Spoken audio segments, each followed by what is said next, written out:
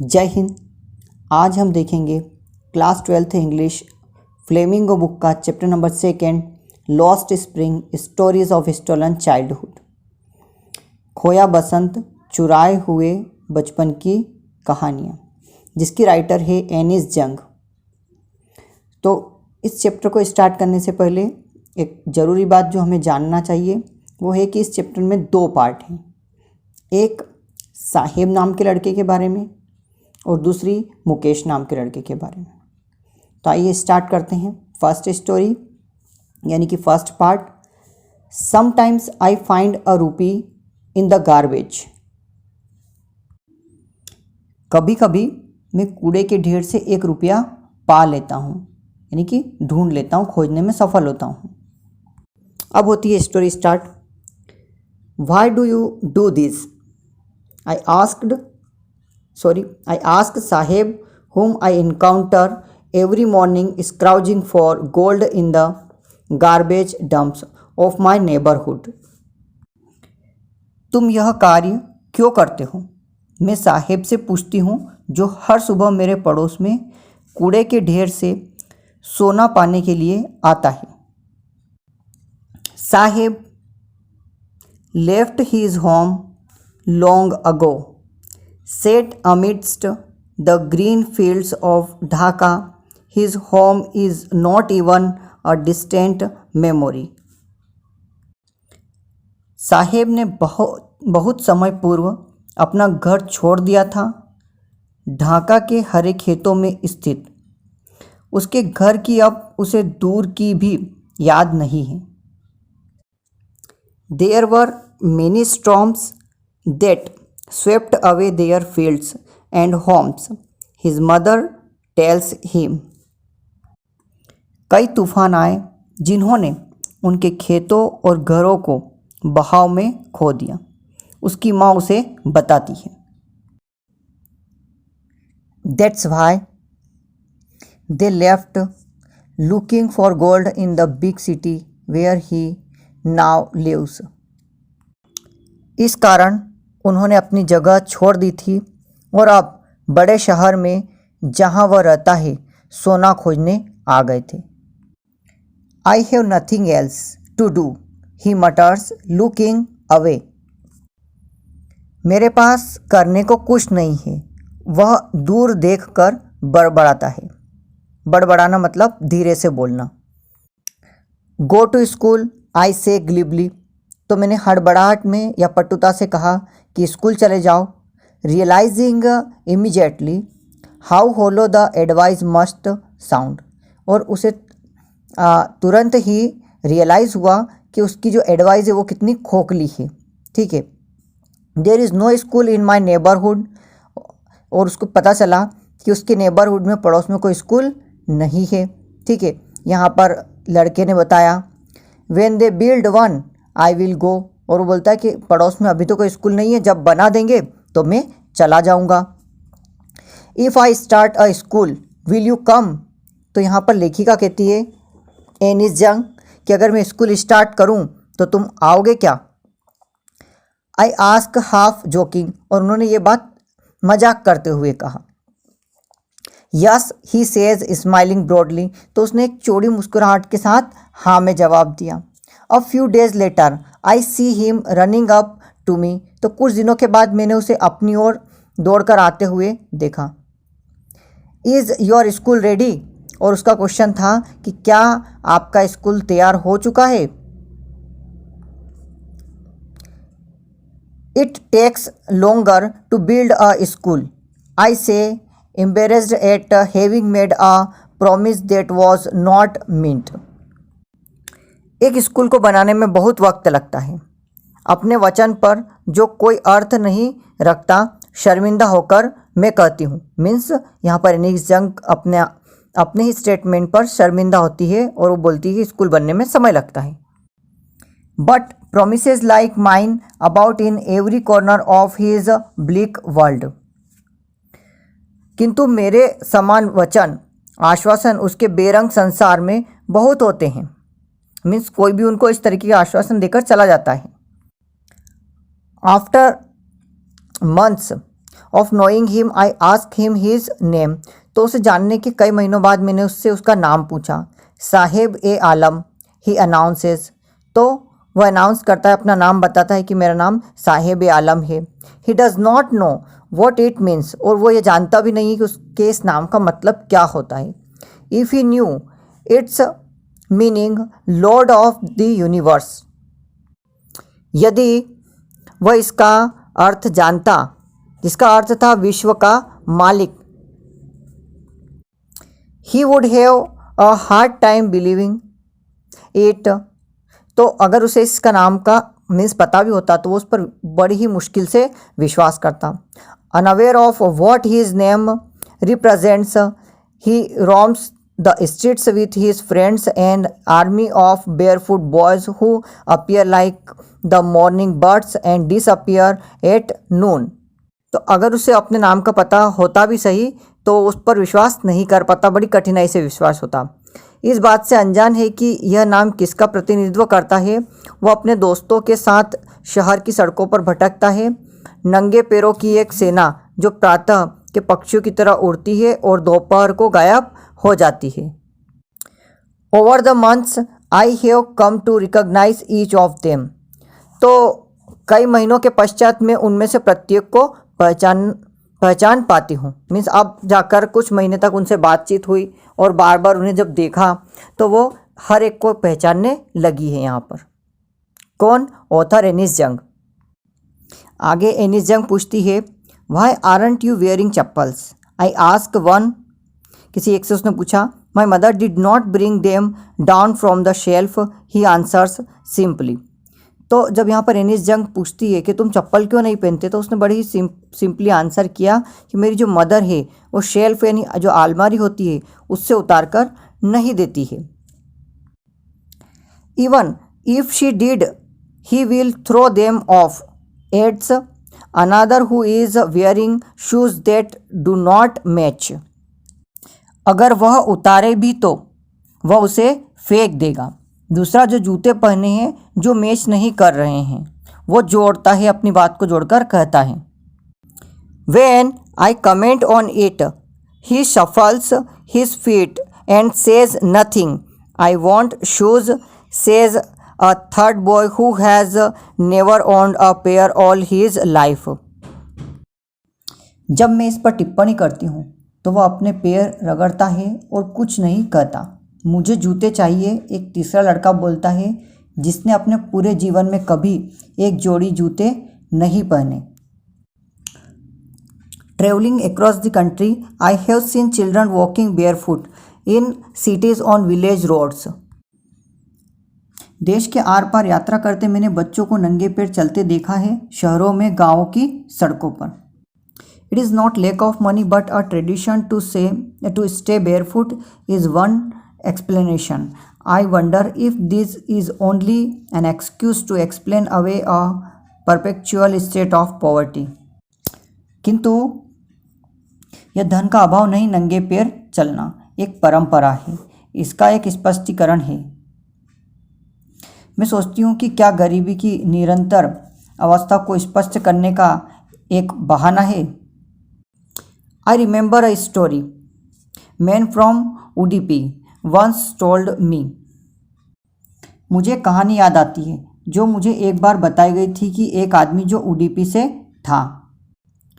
As a young boy, he would go to school past an old temple where his father was priest. वह एक छोटा लड़का था। वह पुराने मंदिर के पीछे एक स्कूल जाता था, उसके पिता पुजारी थे। He would stop briefly at the temple and pray for a pair of shoes. तो वो थोड़ी देर स्कूल जाते समय वो थोड़ी देर के लिए रुकता और टेम्पल में प्रार्थना करता। 30 years later, I visited his town and the temple, which was now drowned in an air of desolation. 30 वर्षों के बाद मैंने इस नगर व मंदिर की सैर की जो अब वीरानी में डूब गया था। In the backyard where lived the new priest, there were red and white plastic chairs. A young boy dressed in a grey uniform, wearing socks and shoes, arrived painting and threw his school bag on a folding bed. Looking at the boy, I remembered the prayer another boy had made to the goddess when he had finally got a pair of shoes. पीछे के अहाते में, यानी जैसे बरांडा type होता है पीछे, घर के पीछे आंगन, वैसे मंदिर के पीछे की जगह अहाते में जहाँ नया पुजारी रहता था उसमें लाल व सफ़ेद प्लास्टिक की कुर्सियाँ थी। एक युवा बालक एक स्याही रंग की गणवेश में जूते मोजे पहने हांफता आया और उसने अपना स्कूल बैग एक फोल्डिंग बिस्तर पर फेंका। उस बालक को देखकर मुझे उस दूसरे लड़के की याद आई जिसने देवी से जूतों के लिए प्रार्थना की थी। जब उसे अंततः जूतों की जोड़ी मिल गई, let me never lose them, तो उसने क्या कहा कि मैं कभी इनको खोऊं नहीं। The goddess had granted his prayer, देवी ने उसकी प्रार्थना स्वीकार कर ली थी। Young boys like the son of the priest now wear shoes, अब पुजारी के बालक के समान अन्य बालक जूते पहनते हैं। But many others like the rag pickers in my neighbourhood remain shoeless, but जो एनिस जंग है उनका कहना है कि अभी भी जो रेक पिकर्स है यानी कि जो कूड़ा बीनने वाले बच्चे हैं, उन जैसे कि वो जो कि उनके नेबरहुड में यानी पड़ोस में ही काम करते हैं, वो अभी भी कैसे हैं, शूज़लेस है, अभी भी उनके पास जूते नहीं हैं। My acquaintance with the barefoot rag pickers leads me to Seemapuri, a place on the periphery of Delhi yet miles away from it metaphorically. नंगे पैर कचरा बीनने वाले या चिथड़े बीनने वाले से जान पहचान मुझे सीमापुरी ले जाती है। यह स्थान दिल्ली के उपनगर का है जो लाक्षणिक रूप से उससे मिलो दूर है। Those who live here are squatters who came from Bangladesh back in 1971, तो जो लोग यहाँ पर रहते हैं वो अतिक्रमणकारी हैं जो कि कहाँ से आए हैं, बांग्लादेश से। स्क्वेटर्स मीन्स अतिक्रमणकारी या जिन्होंने गैर कानूनी तरीके से जगह पर कब्जा किया हो। Saheb's family is among them, Saheb की फैमिली भी उनमें से एक है। Seemapuri was then a wilderness, Seemapuri एक जंगल था। It still is but it is no longer empty, अभी भी जंगल ही है परंतु अब वो खाली नहीं है।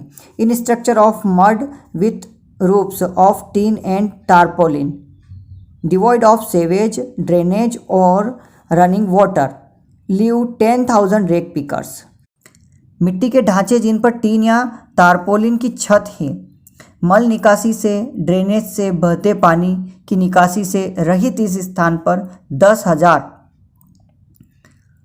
कूड़ा बीनने वाले रहते हैं।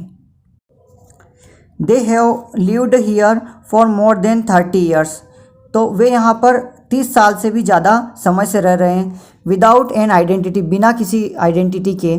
Without permits but with ration cards, कोई परमिट नहीं उनके पास परंतु राशन कार्ड है।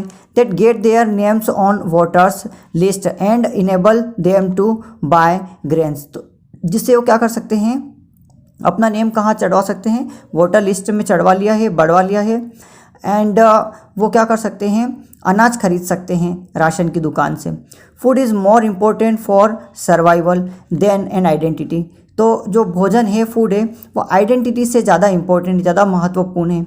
If at the end of the day we can feed our families and go to bed without an aching stomach, we would rather live here than in the fields that give us no grain. यदि हम दिन के पश्चात हमारे परिवारों के लिए भोजन दे सके और खाली पेट बिना दर्द के सो सके तो हम यहाँ रहेंगे बजाय अपने खेतों के जो हमें कोई अनाज नहीं दे सकते। Say a group of women in tattered sarees when I asked them why they left their beautiful land of green fields and rivers. तो ये जवाब उनको उन महिलाओं के ग्रुप ने दिया जिन्होंने फटी पुरानी साड़ी पहन रखी थी। जब एनिस जंग पूछती है कि उन्होंने अपने हरे भरे खेत और नदियों से युक्त भूमि को क्यों छोड़ दिया। Whenever they find food they pitch their tents that become transit homes, तो जहाँ कहीं उनको भोजन की व्यवस्था मिल जाती वहाँ वो अपना टेंट लगा लेते, जो कि कैसा था, एक वक्ती तौर का मकान था, टेम्प्रेरी मकान था। Children grow up in them, बच्चे उनमें बड़े होते हैं। बिकमिंग पार्टनर्स इन सर्वाइवल, जो कि सर्वाइव करने में पार्टनर बन जाते हैं। And survival in Seemapuri means rag picking, और सीमापुरी में जीना मतलब कचरा बिनना, चिथड़ा बिनना।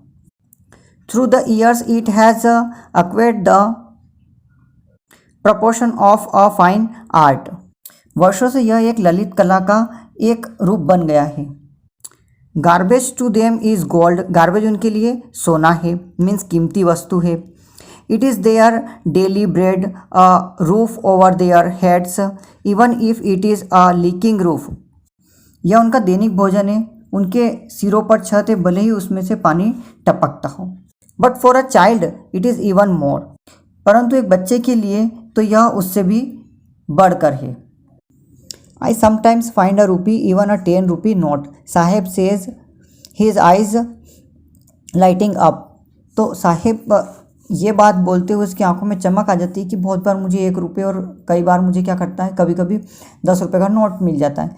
When you can find a silver coin in a heap of garbage you don't stop scrounging for there is hope of finding more, जब तुम्हें एक चांदी का सिक्का कूड़े के ढेर में मिल जाता है तो तुम कूड़ा बीनना छोड़ नहीं सकते, क्योंकि कूड़े के ढेर में और बहुत कुछ पाने की आशा रहती है। It seems that for children garbage has a meaning different from what it means to their parents, तो यहाँ पर गार्बेज क्या है, बच्चों के लिए अलग मीनिंग रखता है, अलग चीज़ है एज़ कम्पेयर टू उनके जो पेरेंट्स है उनके लिए जो वैल्यू रखता है उससे कुछ अलग रखता है। For the children it is wrapped in wonder, तो बच्चों के लिए क्या है, किसी चमत्कार से कम नहीं है, जैसे किसी चमत्कार में लपेटा हुआ हो। For the elders it is a mean for of survival, परंतु जो एल्डर्स है, जो बड़े यानी उनके पेरेंट्स हैं, उनके लिए क्या है, ये सर्वाइवल की चीज़ है। One winter morning I see Saheb standing by the fenced gate of the neighborhood club watching 2 young men dressed in white playing tennis, एक शीत ऋतु की सुबह में साहेब को पड़ोस के एक क्लब के बाहर फेंस्ड गेट के बाहर खड़ा पाती हूँ। कौन पाती है, एनिस जंग। वह दोनों जवानों को सफ़ेद कपड़े में टेनिस खेलते हुए देख रहा था। I like the game he hums, तो वो धीरे से बोलता है कि मुझे गेम पसंद है। Content to watch it standing behind the fence, और वह फेंस के बाहर खड़ा उन्हें देखता हुआ संतुष्ट अनुभूति के साथ गुनगुनाता है। I go inside when no one is around he admits, तो क्या करता है वो इस बात में जोड़कर आगे बोलता है कि जब कोई नहीं होता है तब मैं इस ग्राउंड के अंदर चला जाता हूँ। The gatekeeper let me use the swing, तो जो गेट कीपर है वो मुझे झूला यूज़ करने देता है या फिर झूला झूलने देता है। Saheb too is wearing tennis shoes that look strange over his discoloured shirt and shorts, Saheb भी टेनिस शूज़ पहने हैं जो उसके भद्रंग कमीज व हाफ पैंट से अजीब लगता है, मीन्स मैच नहीं कर रहा है। Someone give them to me, तो किसी ने उसको ये दिए हैं। He says in the manner of an explanation, तो उसने इस बात को एक्सप्लेन करते हुए कहा कि ये मुझे किसी ने दिए हैं। The fact that they are discarded shoes of some rich boy who perhaps refused to wear them because of a hole in one of them does not bother him, तो वास्तविकता ये है कि वे किसी धनी लड़के के छोड़े हुए हैं जिसने उन्हें एक जूते में सुराख होने के कारण अस्वीकृत कर दिए थे। यह बात उसके लिए चिंता नहीं है, मतलब ये बात उसके लिए चिंता की बात नहीं है। ठीक है कि किसी ने अगर रिफ्यूज़ कर दिया, उसमें एक छेद था तो मैं उसे पहनूँ या ना पहनूँ, उसको तो शूज़ चाहिए थे, उसने पहन लिए। और सिंस वो टेनिस शूज़ थे और उसे टेनिस बहुत पसंद था। For one who has walked barefoot even shoes with a hole is a dream come true, एक व्यक्ति के लिए जो नंगे पैर रहता है छेद वाला जूता भी एक स्वप्न है। But the game he is watching so intently is out of his reach। तो किंतु खेल जो वह देख रहा है, मतलब इतनी इच्छा के साथ में, वह उसकी पहुंच के बाहर है। This morning Saheb is on his way to the milk booth. इस सुबह साहेब मिल्क बूथ पर जाने को अपने रास्ते पर था। In his hand is a steel canister. उसके हाथ में स्टील की एक कैनिस्टर थी। I now work in a tea stall down the road, he says pointing in the distance. तो उसने कुछ दूरी की तरफ इशारा करके बताया कि रोड के नीचे एक टी स्टॉल में मैं काम करता हूँ। I am paid 800 rupees and all my meals. तो मुझे 800 रुपीज़ और सारा खाना मिलता है यहाँ पर काम करने से। Does he like the job? I ask. His face I see has lost the carefree look. The steel canister. तो यहाँ तक देख लेते हैं कि यहाँ पर एनिस जंग जो ऑथर थी, उन्होंने पूछा कि क्या तुम्हें ये जॉब पसंद है? उन्होंने पूछा और तब उन्होंने देखा कि उसका जो चेहरा है, उसके चेहरे से जो सारा केयरफ्री लुक था, जो बिंदास था व्यक्ति, वो पूरी तरीके से डिसअपियर हो चुका है। The steel canister seems heavier than the plastic bag he would carry so lightly over his shoulder. तो जो स्टील कैनिस्टर है वो उस बैग से कई ज़्यादा हेवी लग रहा है, जो वो अपने शोल्डर पर आसानी से उठाकर घूमता था। द बैग वॉज हीज, और जो वो बैग उठाकर घूमता था वो उसका खुद का था, ठीक है, जो रेक पिकिंग करने के लिए जो भी झोला या बैग वो लेकर घूमता था। एंड आगे है the canister belongs to the man who owns the tea shop. और ये कैनिस्टर किसका है? जो टी शॉप का मालिक है उसका। Saheb is no longer his own master. Saheb अब खुद का मालिक नहीं रहा। तो साहेब नाम के लड़के की स्टोरी यहाँ पर कंप्लीट होती है। इसी लेसन में एक और स्टोरी है, आप वो देखते हैं। I want to drive a car. मैं कार चलाना चाहता हूँ। यहाँ पर जो मुकेश की स्टोरी स्टार्ट हुई है, यहाँ पर मुकेश कहता है।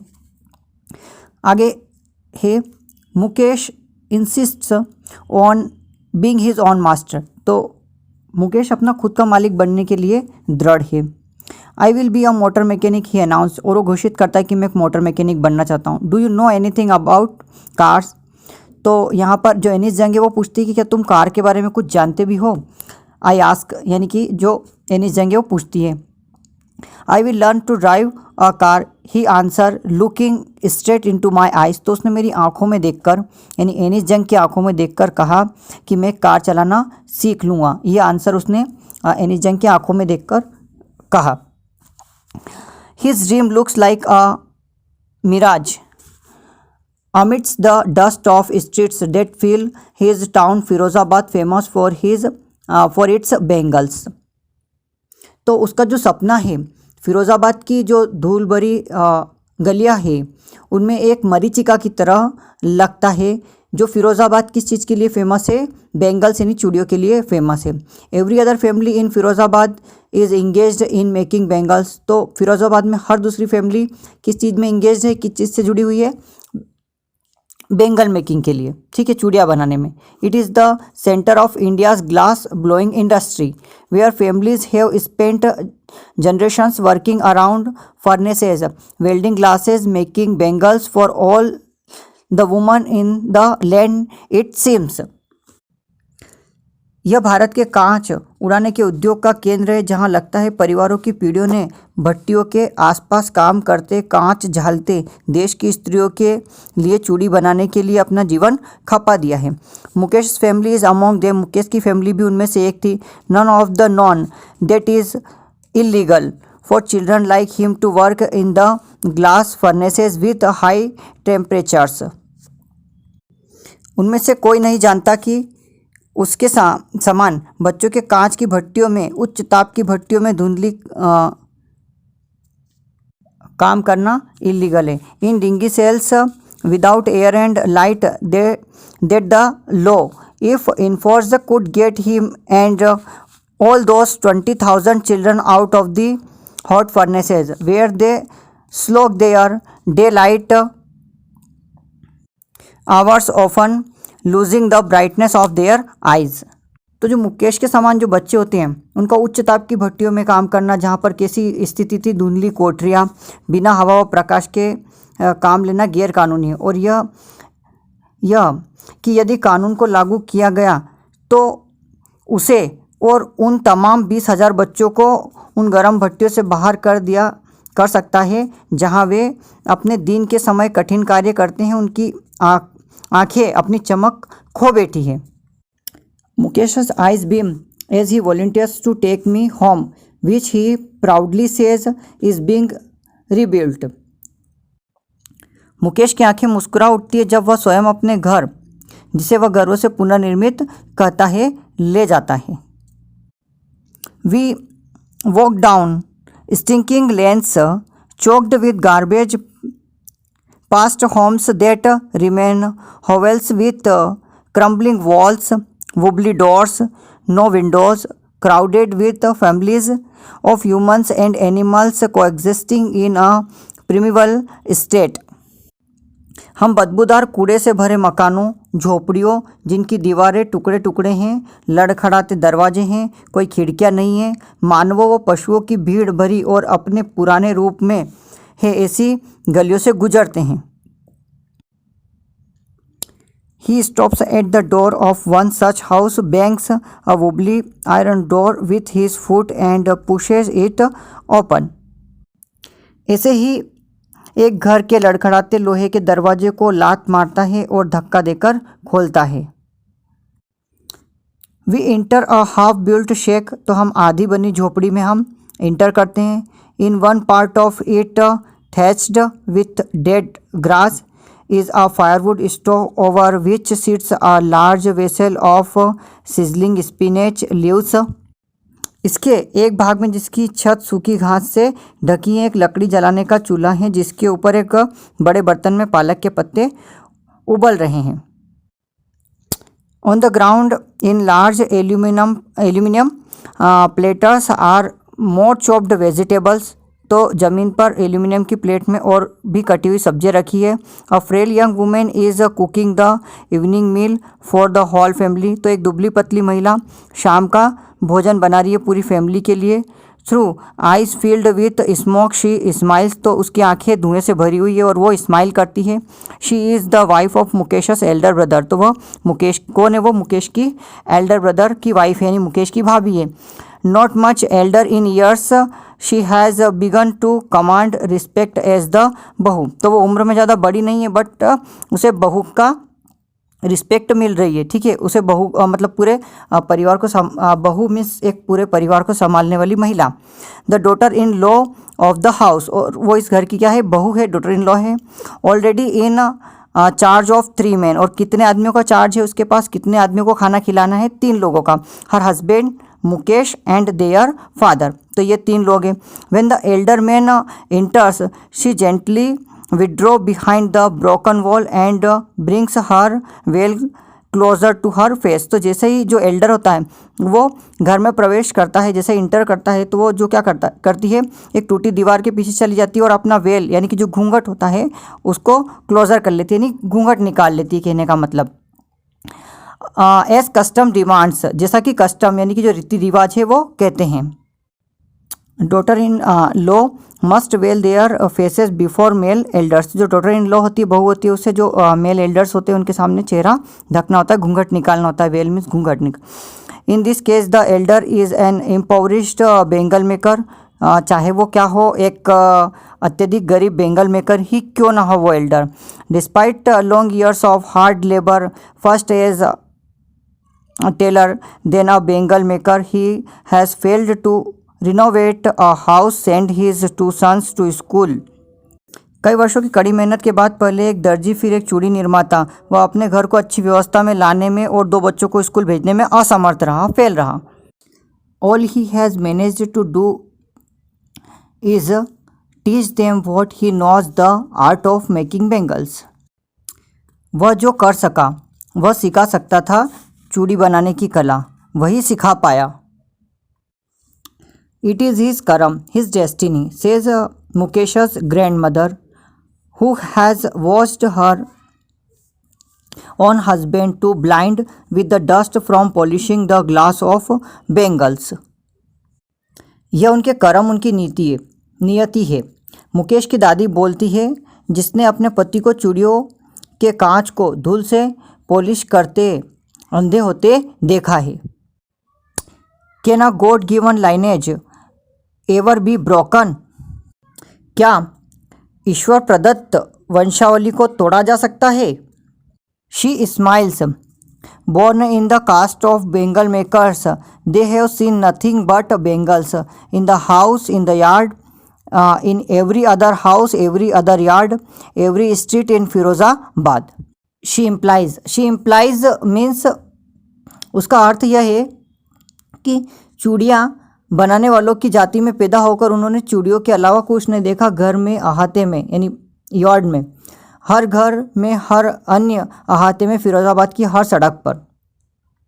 स्पिरल्स of bangles, sunny gold, paddy green, royal blue, pink, purple, every colour born out of the 7 colours of the rainbow lie in mounds in unkempt yard are piled on 4-wheeled handcarts pushed by young men along the narrow lanes of the shanty town and in dark hutments next to lines of flames of flickering oil lamps sit boys and girls with their fathers and mothers welding pieces of colored glass into circle of bangles. चूड़ियों के सर्पिल सूर्य की किरणों के समान स्वर्णिम है। हरे धान की तरह हरी, शाही नीला, गुलाबी, बैंगनी, हर रंग जो इंद्रधनुष के 7 रंगों से निकलता है, मेले ढेरों में पड़ा रहता है। 4 पहिए के ठेलों पर ढेर किया जाता है और नौजवानों द्वारा मड़ई नगर की संकरी सड़कों से धक्का कर ले जाया जाता है और अंधेरी झोपड़ियों में झिलमिलाती तेल की लपटों में लाइन में लड़के लड़कियां अपने माता पिताओं के साथ बैठकर रंगीन कांच के टुकड़ों को जोड़कर गोल चूड़ियाँ तैयार करते हैं। Their eyes are more adjusted to the dark than to the light outside. तो उनकी आंखें अंधेरे में ज़्यादा अच्छे तरीके से देख पाती, कहने का मतलब वहाँ ज़्यादा अच्छे से एडजस्ट करती है किसके, एज़ कम्पेयर टू जो बाहर की लाइट होती है, आउटसाइड की लाइट होती है उसके कंपेयर में। That is why they often end up losing their eyesight before they became adults. तो उससे पहले कि वह अडल्ट होते हैं, उससे पहले ही वो अपनी आंखों की रोशनी है वो खोने लगते हैं। Savita, a young girl in a drape pink dress sits alongside an elderly woman soldering pieces of glass.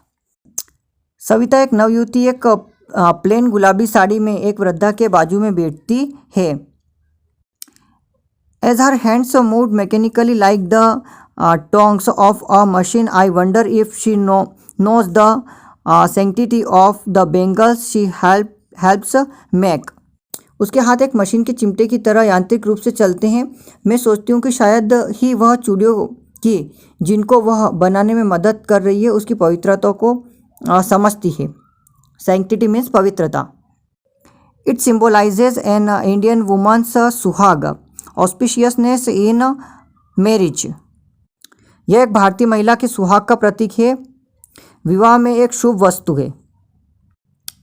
It will dawn on her suddenly one day when her head is draped with a red veil, her hands dyed red with henna and red bangles rolled on to her wrist.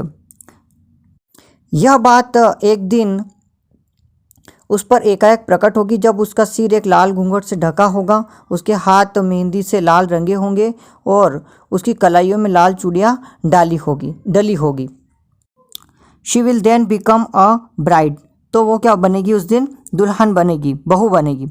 Like the old woman beside her who became one many years ago, जैसे कि एक जो old woman उसके side में बैठी है कई सालों पहले वो बनी थी वैसे। She still has bangles on her wrist but no light in her eyes. अभी भी उसके हाथों में चूड़ियाँ तो है पर उसकी आंखों में कोई चमक नहीं है। एक वक्त शेर भर खाना भी नहीं खाया। She says in a voice drained of joy. एक वक्त शेर भर खाना भी नहीं खाया, वह आनंद रहित आवाज़ में कहती हैं।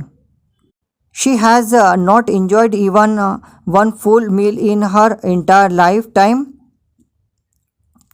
That's why she has repeated. Her husband, an old man with a flowing beard, says, I know nothing except bangles. उसने उसकी बात उसकी पूरी ज़िंदगी में एक भी बार भरपेट खाना नहीं खाया। यह वह है जो उसने फसल काटा है। उसका पति, एक पूरी दाढ़ी युक्त एक बूढ़ा आदमी, कहता है, मैं चूड़ियों के अलावा कुछ नहीं जानता। All I have done is make a house for the family to live in. मैंने जो कुछ जीवन में किया है वह परिवार को रहने के लिए एक मकान बनाया है। Hearing him one wonders if he has achieved what many have failed in their life time.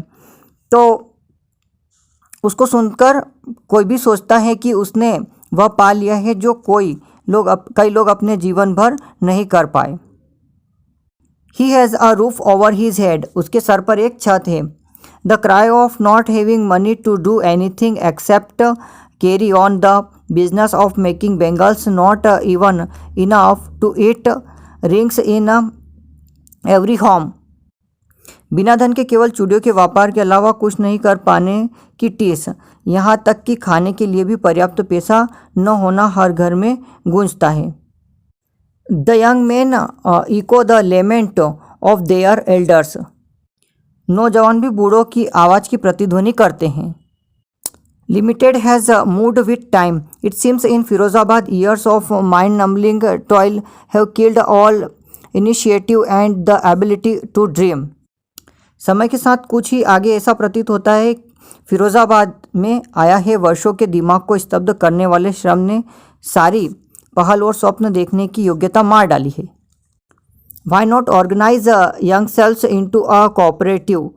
I ask a group of young men who have fallen into the vicious circle of middlemen who trapped their fathers and forefathers. तुम अपने आप को सहकारिता से क्यों नहीं जोड़ते? मैं युवकों के एक समूह को कहती हूँ जो बिचौलियों के जाल में फंस गए हैं, जिन्होंने उनके पिता और दादाओं को जाल में फंसा लिया है।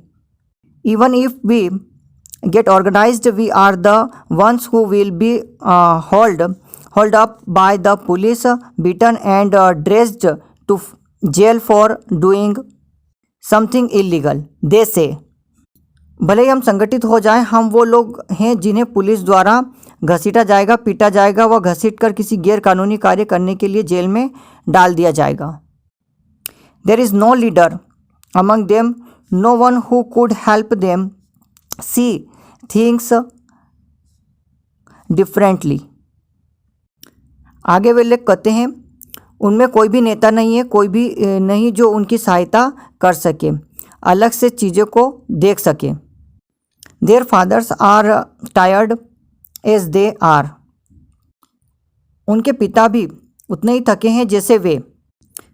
They talk endlessly in a spiral that moves from poverty to apathy to greed and to injustice. वे एक वृत्ताकार में अंतहीन बातें करते हैं जो गरीबी, उदासीनता, लालच व अन्याय में फंसे हैं। Listening to them, I see two distinct worlds. One of the family caught in a web of poverty, burdened by the stigma of caste in which they are born. The other, a vicious circle of the sahukars, the middlemen, the policemen, the keepers of law, the bureaucrats and the politicians. उनको सुनने के बाद मैं दो भिन्न संसारों को देखती हूँ। एक है परिवार का जो गरीबी के जाल में फंसा है, जो जाति के कलंक से लदा है जिनमें वे पैदा हुए हैं। दूसरा एक साहूकारों का, बिचौलियों का, पुलिस का, कानून के रखवाले, नौकरशाहों का और राजनेताओं का एक दुष्चक्र। Together they have impose the baggage on the child that he can not put down. तो इन सब ने मिलकर बच्चों के कंधों पर एक ऐसा बर्डन डाला है, बोझ डाला है जिसे वो नीचे नहीं रख सकते। Before he is aware he accepts it as naturally as his father. होश में आने से पहले वह उसे उसके पिता के समान स्वीकार कर लेता है। To do anything else would mean to dare and daring is not part of his growing up. कुछ अन्यथा करने का मतलब हिम्मत करना है और साहसी उसके बड़े होने का हिस्सा नहीं है। जब मैं उसका When I sense a flash of it in Mukesh I am cheered। जब मैं एक प्रकाश मुकेश में पाती हूँ तो मैं प्रसन्न होती हूँ। I want to be a motor mechanic he repeats। तो दोबारा कहता है कि मैं एक मोटर मैकेनिक बनना चाहता हूँ। He will go to a garage and learn। तो वो गैरेज जाएगा और क्या करेगा, सीखेगा। But the garage is a long way from his home। परंतु जो गैराज का रास्ता है उसके घर से थोड़ा दूर है। I will walk he insist. तो वो दृढ़ है कि मैं चल कर जाऊँगा, मैं चल लूँगा इतना। Do you also dream of flying a plane. तो यहाँ पर जो एनिस जंग है वो कहती है कि क्या तुमको प्लेन उड़ाने की भी इच्छा है। He is suddenly silent. तो वो अचानक से चुप हो जाता है। No he says staring at the ground. तो ग्राउंड की तरफ देखकर इस बात को मना कर देता है। स्टेयरिंग मतलब ज़मीन को घूरते हुए बात, इसको मना कर देता है। In this small murmur there is an embarrassment that has not yet turned into regret. उसके धीमे शब्दों में एक उलझन है जो अभी भी पछतावे में नहीं बदली है। He is content to dream of cars that he sees hurtling down the street of his town. Few aeroplanes fly over Firozabad. वह कारों के सपने से संतुष्ट है जो उसके नगर में इधर उधर दौड़ती है। फिरोज़ाबाद पर कुछ ही हवाई जहाज़ उड़ते हैं। तो मुकेश नाम की जो लड़के की स्टोरी थी वो यहाँ पर कंप्लीट होती है। सो आई होप आपको एक्सप्लेनेशन समझ आया होगा। मिलते हैं नेक्स्ट वीडियो में। जय हिंद।